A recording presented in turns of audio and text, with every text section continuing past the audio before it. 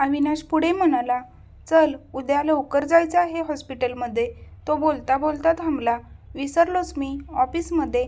खूप दिवसांनी लवकर जाईन ऑफिसमध्ये. कोणी नाही, निदान बॉस तरी खुश होईल ना मला लवकर बघून, म्हणत अविनाश झोपायला गेला. आता पुढे भाग 3. सुरेखाला जाऊन 2 महिने होत आलेले. अविनाश आता कुठे सावरत होता. 2 महिन्यात आदित्यने एकदा दोनदाच आईची आठवण काढली. छोटी दीपा तर आईला जवळपास विसरलीच होती आणि त्यांना आईची आठवण येऊ नये म्हणून अविनाशने घरात सुरेखाचा फोटोही लावला नव्हता. सर्व काही सुरळीत चालू झालेलं पुन्हा. अविनाश नेहमीप्रमाणे ऑफिसला जाऊ लागला होता. आदित्य आणि दीपा मात्र जाम खुश होते.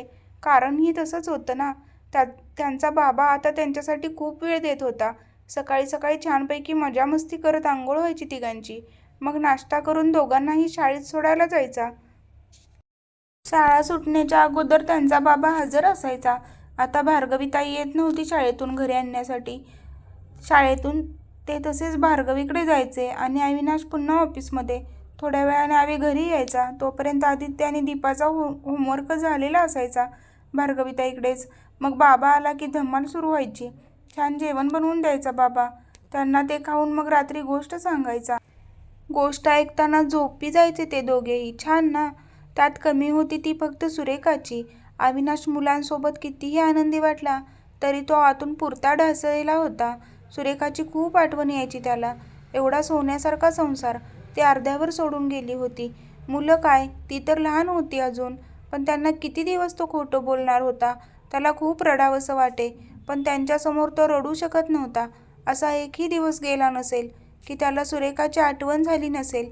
सुरेखा असती तर किती बरं झालं असतं, असा विचार तो नेहमी करायचा. ऑफिसमध्येही अविनाश आता लक्ष देऊ लागला होता. खूप सुट्ट्या झाल्या होत्या. शिवाय सुरेखाही त्याच ऑफिसमध्ये कामाला होती. त्यामुळे बॉसने ते सगळं सांभाळून घेतलं होतं. तरी देखील ऑफिस मॅनेजमेंटने अविनाशला नोटीस दिली होती. त्यात बॉस त्याची काही मदत करू शकत नव्हता. नोटीस होती कधीही कामावरून काढून टाकण्याची. थोडे दिवस अविनाश त्याच टेन्शनमध्ये होता. जॉब त्याला सोडायचा नव्हता. कारण सुरेखाच्या आजारपणात पाण्यासारखा पैसा खर्च झाला होता आणि आता तर तो एकटाच कमावणारा होता. बॉसने त्याची नोकरी जाणार नाही याची हमी अविनाशला दिली. तुझा जॉब जाणार नाही ते मी बघतो, पण आता सुट्ट्या नाही घेऊ शकत तू. शिवाय उरलेले कामही खूप आहे, तेही तुला संपवावे लागेल. तुझी कंडिशन काय आहे ते कळते आहे मला, पण मॅनेजमेंटला मी हँडल करू शकत नाही. तुझा जॉब मी वाचवतो. कसा टिकवायचा हे तुला बघावं लागेल.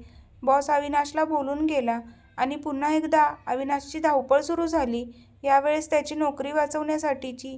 तसंच सुरू झालं पुन्हा. सकाळी लवकर उठून स्वतःबरोबर त्या दोघांचा डबा तयार करायचा. पटापट आंघोळ घालून शाळेची तयारी करायचा आणि तसाच धावत धावत जाऊन शाळेत सोडायचा. तिथूनच तो ऑफिसला पळायचा. पहिला कधीतरी उशिरा येणारा अवी हल्ली रोज उशिरा येऊ लागला होता. आदित्य आणि दीपाला घरी आणण्याची जबाबदारी पुन्हा भार्गवीकडे आली होती. आता तर रोज भार्गवी त्यांना शाळेतून घरी आणण्यासाठी, बरं शाळेत सोडायला तरी जायचा अविनाश. सुरुवातीला हळूहळू तेही बंद झालं. सकाळीच उठून अविनाश दोघांची तयारी करायचा आणि त्यांना भार्गवीकडे सोपवून ऑफिसला निघून जायचा. खरं तर आदित्यला हे मुळीच आवडत नव्हतं. तरी त्याचा बाबा किती धावतो आहे ते तो बघत होता, म्हणून तो काही बोलायचा नाही. भार्गवीचं मग दोघांची काळजी घ्यायची. त्यांना शाळेत सोडण्यापासून संध्याकाळी घरी आणेपर्यंत. घरी आले की तीच त्यांचा अभ्यास घ्यायची. हल्ली दोघांचे जेवणसुद्धा भार्गवीकडे होऊ लागले होते. अविनाश उशिरा यायचा. एवढ्या उशिरा घरी येऊन कधी तो जेवण बनवणार आणि त्यांना भरवणार. तो घरी यायचा तेव्हा दीपा झोपलेलीच असायची. आदित्य तेवढा बाबाची वाट बघत जागा असायचा. बाबा आला की ते घरी जायचे आणि बाबांनी गोष्ट सांगितल्यावर झोपी जायचे. परंतु अविनाश नाही झोपायचा. ऑफिसचे काम करत बसलेला असायचा रात्रभर. फार उशिरा झोपायचा. अशातच 3 महिने निघून गेले. अविनाशच्या कामाचे टेन्शन जराही कमी झालं नव्हतं. आदित्य आणि दीपाला त्यांची आई कधी गावावरून येणार हे माहीत नव्हतं. त्यांना सांगायलाच कोणी नव्हतं. त्यांचा बाबा त्यांना काही क्षणासाठी दिसायचा, सकाळी उठल्यावर आणि रात्री झोपताना. शेवटचा निवांत वेळ कधी मुलांसोबत घालवला होता ते अविनाशला आठवत नव्हतं. आदित्य आणि दीपा तसे लहान होते, तरी आदित्यला बाबाची धावपळ कळत होती. त्यामुळे बाबाला आपल्याकडून काही त्रास होणार नाही याची पुरेपूर काळजी घ्यायचा तो. सुट्टीच्या दिवशीसुद्धा आवीला मुलांना वेळ देता येत नव्हता. सुरेखा गेल्यापासून भार्गवीची खूप मदत झाली होती. तिच्यामुळे अविनाश कामावर लक्ष देऊ शकत होता. नाहीतर त्यानं काय केलं असतं. धावपळ करून त्याची तब्येत खालावली होती. बॉसला सगळं समजत होतं, परंतु तो काही करू शकत नव्हता. कसा हसरा चेहरा होता आवीचा, पूर्ण झाकोळून गेला होता आवी टेन्शनमुळे. अशातच एक दिवस सकाळी अविनाश दोघांना उठवायला गेला तेव्हा दीपाचं अंग थोडं गरम जाणवलं त्याला. तापच होता तिच्या अंगात. तडक त्याने बॉसला कॉल केला. आवी काही बोलणार तेवढ्यात पलीकडून बॉसचा आवाज आला. बरं झालं तूच कॉल केलास ते. मीच तुला कॉल करणार होतो. आज एक महत्त्वाची मीटिंग आहे. मेन ब्रांचमधले सर येणार आहेत. लवकरात लवकर ये ऑफिसला. अविनाशसमोर बिकट प्रसंग होता. जॉब की मुलगी, डोक्यावर टांगती तलवार जणू. तसाच दीपाला घेऊन तो भार्गवीकडे आला. भार्गवी, दीपाला ताप आला आहे ग, बघ ग जरा. भार्गवीने दीपाला घरात घेतलं. आदित्य सोबत होता. बघशील ना तिला, अविनाश म्हणाला. भार्गवीने त्याच्याकडे पाहिलं. डोळ्याच्या कडा पाणवल्या होत्या. भार्गवीने मानेनेच हो म्हटलं. तसा तो धावतच गेला ऑफिससाठी. आदित्यला बाही नाही केलं त्याने आज. दीपाला डॉक्टरकडून तपासून आणलं, त्यामुळे आज दोघांनाही शाळेत पाठवलं नाही. आदित्य आपल्या बहिणीजवळ बसून होता. भार्गवी त्यांना लांबूनच पाहत होती. थोड्या वेळाने आदित्य बाहेर जाऊन बसला.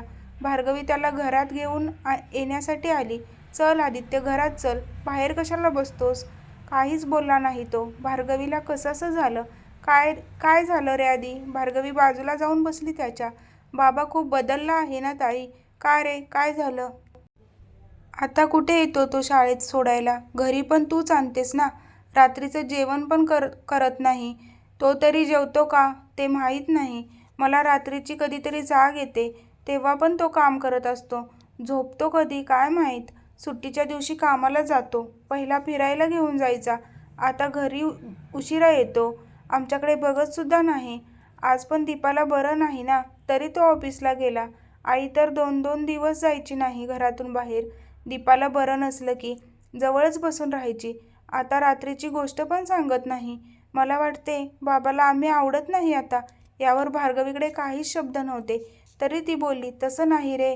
तू बघतोस ना किती धावत असतो ते. त्याचं काम वाढलं आहे ना, म्हणून तुला तसं वाटत असेल. तुमच्यासाठीच तो करतो आहे सगळं. आणि आई, तिला काहीच वाटत नाही आमच्याबद्दल. ती कधी येणार गावावरून तेही सांगत नाही बाबा मला. तुला माहीत आहे का ग ताई. भार्गवीच्या डोळ्यात पाणी आलं. ती तशीच उठून गेली घरात. आवीने भार्गवीला कॉल केला. हॅलो, कशी आहे दीपा विचारलं. हो, तसा ताप नाही आहे आता, भार्गवी म्हणाली. डॉक्टर रिपोर्ट संध्याकाळी मिळणार आहेत. हो, ते मी आणतो येताना. तू फक्त दीपाकडे लक्ष ठेव, म्हणत आवीने फोन कट केला. रात्री ऑफिसमधून येतानाच तो डॉक्टरकडे दीपाचे रिपोर्ट आणण्यासाठी गेला. अविनाश बस. दीपाचा ताप उतरेल ना डॉक्टर. ताप उतरला आहे, पण काहीतरी वेगळे सांगायचं आहे तुला. तसा आवी सावरून बसला. काय झालं डॉक्टर. दीपाला आधी कधी मोठा आजार वगैरे झाला होता का. तसा नाही कधी का. काय झालं. दीपाला कधी मैदानात नेतोस का खेळायला. पहिला घेऊन जायचो, आता वेळ नाही मिळत. तरीही ती जास्त खेळत नाही मैदानात. लहान आहे ना, दमते लवकर ती. तेच सांगायचं आहे. दीपाला दम्याचा आजार आहे. ते ऐकून आवीच्या पायाखालची जमीनच सरकली. हो, तो आधी कधी तिच्या टेस्ट नाही केल्यास ना. आज मला वाटलं म्हणून मी स्वतःहून तिच्या टेस्ट केल्या, तेव्हा मला कळलं. आवी गप्पच झाला. एवढ्या लहान वयात आजार झाला आहे. तो बरा होऊ शकतो वेळेवर औषधं दिली तर. तुला खूप काळजी घ्यावी लागेल. अविनाश औषध आणि रिपोर्ट घेऊन घरी आला. आदित्य आज त्याची वाट बघत नव्हता. दीपाच्या शेजारीच तो झोपला होता. आवीला पाहिलं तशी भार्गवी बाहेर आली. रिपोर्ट नॉर्मल आहेत ना दीपाचे. आवी काहीच बोलत नव्हता. भार्गवीने त्याच्या हातातून रिपोर्ट घेतले आणि तीही गांगारून गेली. आपण दुसऱ्या डॉक्टरला दाखवूया दीपाला. एवढ्या लहान मुलीला दमा कसा होऊ शकतो. हे रिपोर्ट चुकीचे आहेत, भार्गवी रडलेल्या स्वरात म्हणाली. अविनाशने तिला शांत केलं. हे बघ, डॉक्टरचे रिपोर्ट बरोबर आहेत. चूक आपली झाली आहे. मी लक्ष देण्यात कमी पडलो. सॉरी सुरेखा, मी एकटा नाही सांभाळू शकत यांना. आवी आभाळातल्या चंद्राला पाहून बोलला. थोडा वेळ शांतता झाली. आता एक करायला हवं. तो आजार बरा होऊ शकतो. वेळच्या वेळी औषधं घेतली तर. मीही लक्ष देईन. पण तुझी जबाबदारी वाढली आहे. आता करशील ना मदत मला? भार्गवीने होकारार्थी मान हलवली आणि अविनाश नेहमीप्रमाणे त्या दोघांना घेऊन घरी आला. दीपाचा ताप उतरला होता आणि दम्याची औषधे सुरू झाली होती. भार्गवीचं लक्ष असायचं नेहमी तिच्यावर.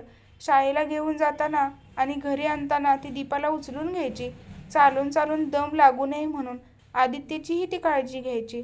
भार्गवी तर पूर्णपणे गुंतून गेली होती दोघांमध्ये अगदी. पण अविनाशचं टेन्शन अजून वाढत जात होतं. आधीच खूप खर्च झालेला, त्यात दीपाच्या आजाराची भर पडली होती. तो खर्च वाढला होता. त्यात शाळेचा खर्च, घरचा खर्च, ऑफिसचे टेन्शन, काम संपत नव्हतं, अपूर्ण झोप, शरीराला आराम नाही, नुसती धावपळ. संपूर्ण तेज उतरलं होतं त्याचं. मध्ये तोही आजारी होता, तरी ऑफिसला आलेला होता. अंगावर काढलं होतं त्याने आजार. गेले काही दिवस त्याला अस्वस्थ वाटत होतं. गेले 2 दिवस झोपही पुरेशी झाली नव्हती. त्यात आज मीटिंग होती महत्त्वाची. दीपाला सकाळचे औषध देऊन तो निघाला ऑफिसला. घराच्या बाहेर पडला तसा त्याला गरगरल्यासारखं झालं. लगेच त्याने दरवाजाचा आधार घेतला. थोड्या वेळाने बरं वाटलं तसा तो निघाला ऑफिसला. मीटिंग पार पडली, परंतु एक महत्त्वाचं काम त्याच्या डोक्यावर येऊन पडलं. 2 दिवसात त्याला ते द्यायचं होतं. आधीच इतर कामाचं टेन्शन होतं, नवीन कामाचं वाढलं होतं, तर घरी दीपा आजारी. तिला आज पुन्हा डॉक्टरकडे चेकअपसाठी घेऊन जायचं होतं. लाईट बिल आलं आहे ते भरायचं आहे. अपूर्ण झोप, अर्धवट जेवण, कितीतरी विचार डोक्यात. ऑफिसमध्ये चालता चालता पुन्हा त्याला चक्कर आली. यावेळेस जवळ काहीच नव्हतं आधारासाठी. तसाच तो खाली पडला. ऑफिसमधल्या लोकांनी त्याला हॉस्पिटलमध्ये ॲडमिट केलं लगेच.